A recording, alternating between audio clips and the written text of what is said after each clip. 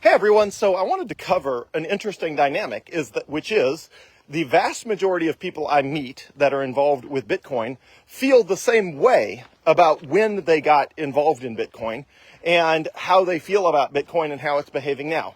And which is interesting because obviously people have gotten involved in Bitcoin at all different points in the last 16 years. And so you would think it would be pretty odd that, everybody would feel similarly. So here's the first thing, the way everybody feels. Everybody feels like they are late to Bitcoin.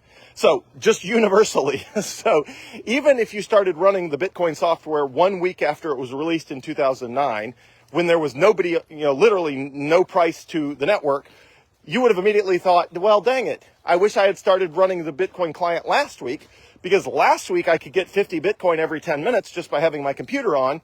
And now that it's been out here for 2 weeks, I have to compete with a bunch of other people, and now I'm only getting 50 Bitcoin every hour instead of every 10 minutes. So even the people who joined right after the launch of Bitcoin, they felt like they were late. They wished they had started a week sooner, or a month sooner, or 6 months sooner. As soon as Bitcoin had a price of 1 penny, people thought they were late. They were like, well, it's already gone from, the very first price of Bitcoin, which is you could buy 1,300 Bitcoin for $1. I think that was the very first price it was listed anywhere, which I think was the Liberty Reserve website or something like that. So immediately, even at a penny per Bitcoin, people thought, oh, I'm late. If I had only bought it before it had a price that was actually a penny or more, they could have gotten dozens or hundreds or even more than 1,000 Bitcoin for a penny. So they thought they were late. And then at every price point from that point forward, everybody thought they were late. So when the price was bouncing around, and let's use the price of 57,000 today and just knock a bunch of zeros off. When the price was between 5 cents and 7 cents, which is, I'm going to draw a corollary to $50,000 to $70,000. When the price was between 5 and 7 cents, everybody thought they were late. They thought if they had only shown up sooner and bought a bunch of Bitcoin earlier, they could have bought way more Bitcoin when the price was less than a cent. And everybody who bought it when Bitcoin was 7 cents felt like they had gotten, made a bad decision, because if they had only waited, the price would have dropped down to 5 cents. And everybody was worried about whether they had bought it at 5 cents or 7 cents. And everybody was speculating online and all this sort of stuff. What should they have all done at a price between 5 and 7 cents? Is buy as much Bitcoin as they could possibly buy. Like, it didn't matter if you bought it at the worst possible time when the price was 7.4 cents, the equivalent today of $74,000, 7.4 cents, and the price immediately dropped to 5 cents. You still would have been way better off than virtually anyone else in the world today if you had just bought it at the worst time way back in 2010 and 2011. Okay, so that's the first thing. Everybody thinks they're late. Well, the same thing has happened at every price point. As the price went from, 5 to 7 cents, it went up to 50 to 70 cents. People felt the same way. They had bought at the wrong time because they bought at 70 cents a Bitcoin and not at 50 cents a Bitcoin. And everybody was all worried about whether they were buying at 50 cents or 70 cents and all that sort of stuff, when the truth is all of them should have bought as much Bitcoin as they could, even at 70 cents a coin. The same thing is true between $5 and $7. Everybody was worried if they had paid $7 that they had overpaid, that they had gotten in too late, that they had wished they had bought it for $5, on and on and on. Same thing between $50 and $70. Everybody was worried they were late. Everybody thought they had just, wished they had shown up earlier. Everybody in retrospect wishes they had bought way more Bitcoin between $50 and $70, and on and on and on, between $500 and $700. And between $5,000 and $7,000, which was the first time I got involved, was the cheapest Bitcoin I ever bought was $6,400. So, I actually remember the whole conversations, Twitter conversations and everything of people saying, oh, but I bought it for $6,400, but then it went down to $5,000, and I really wish I had waited, and I wish it, and then retrospect, a couple years goes by, and everybody thinks, well, I just wish I had bought more. Like, it doesn't matter if it was, 5,000 or 7,000, they would make roughly 10 times their money if they had just bought more Bitcoin, period, at any price. So why do I bring this up? Well, because the same thing is happening right now, and the same thing is going to happen in the future. So in the future, somebody at some point in the future is going to come to you, and instead of zeros being knocked off of the current price, a zero will end up being added to the current price. So what does that look like? it looks like a price between, call it $500,000 and $700,000. And people will be doing the exact same thing. People will be worried that they bought it for $700,000 and now it's $500,000 and they bought it at the wrong time and they wish they had gotten in earlier. You're going to be wishing you had bought a whole lot more Bitcoin at prices now, because you're going to have to decide back up when the price is 500,000 to 700,000. Do you buy more Bitcoin at that price, or do you just sit on what you got because that price is going to seem super expensive to you as compared to today's price and all that sort of stuff? And but in the future, people will say, well, you had it easy. You had it easy because the price was between $55,000 and $70,000, and that is less than 1/10 of the price that's going to be in the future. Even though I think long-term it goes up way more than that, they're going to say you had it easy because the price was low. Just like people right now would say, well, the people who were, belly aching about whether the price they bought it at was $5 or $7, they had it easy because they could have just bought as much as they wanted for, single-digit dollars. But the truth is, all that matters is percentages.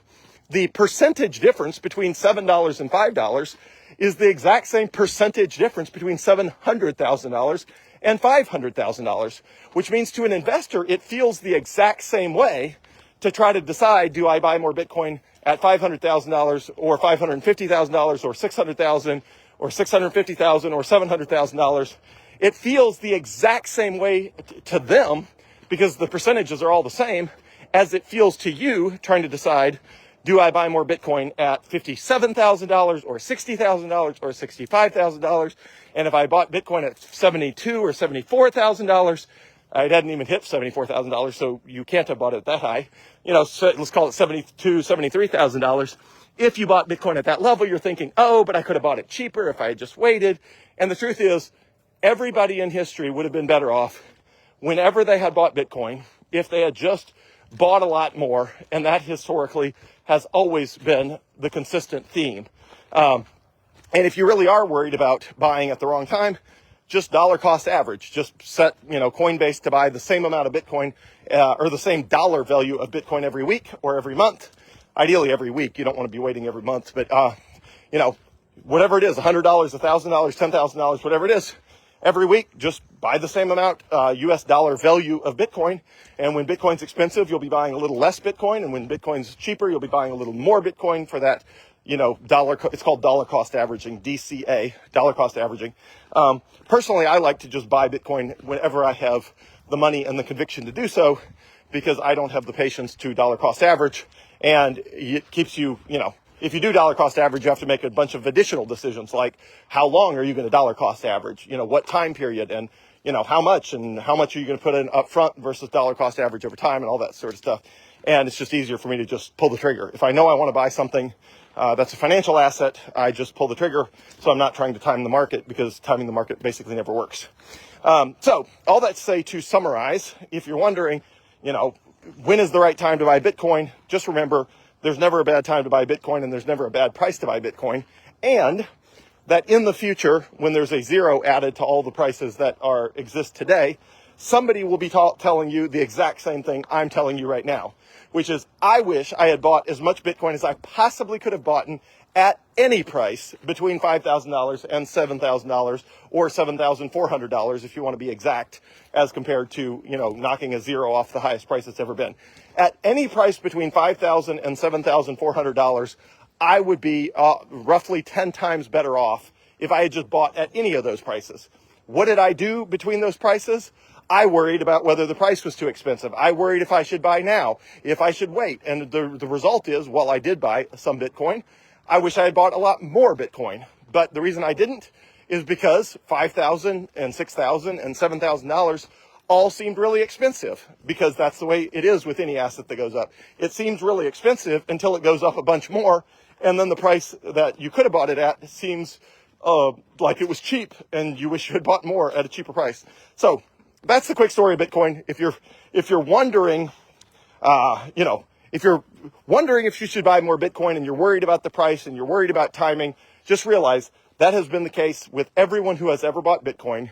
If you're worried that you're late to Bitcoin, and that you don't want to buy right before the party ends, and most of the financial upside was before you got there and all that, just realize that virtually everyone who's ever bought Bitcoin felt just like you.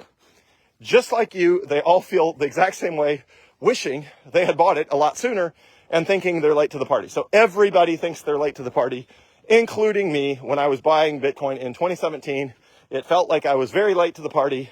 And then obviously the price I was buying at was a tiny fraction of the price that it is today. So hopefully that helps give you some perspective. And just remember that the vast majority of the world, 90%, 95%, whatever it is, of the world has never owned Bitcoin, but will at some point. And they will be buying Bitcoin at a price substantially higher than today's price. And those people will also feel like they are late to Bitcoin. And you can either be one of the early late people to Bitcoin or the late people to Bitcoin, but you're going to feel the same regardless. And at some point, it's good to adopt it before it's the future monetary system of the world, because once Bitcoin is the future monetary system of the world, then indeed it'll still be a great asset to own. It just won't have the same economic upside. So hopefully that's helpful. As always, I'm here for anything you need. Thanks.